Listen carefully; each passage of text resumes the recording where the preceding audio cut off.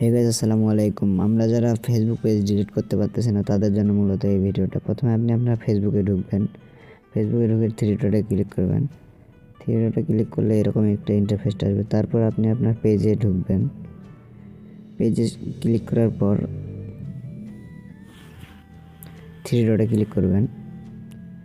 Three ডটে click করা হলে আপনি কর্নারে একটা সেটিং আইকন পাবেন। সেটিং আইকনে ক্লিক করবেন। সেটিং আইকনে ক্লিক করলে একটু নিচে স্ক্রল করবেন।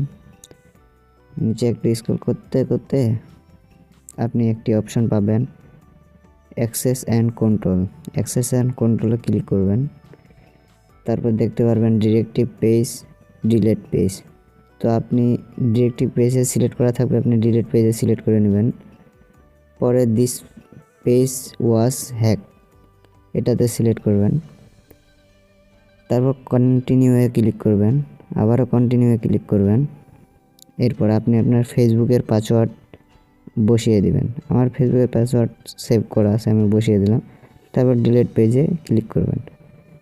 দেখেন আপনার হয়ে গেছে। ধন্যবাদ সকলকে। এই যে আপনার মূল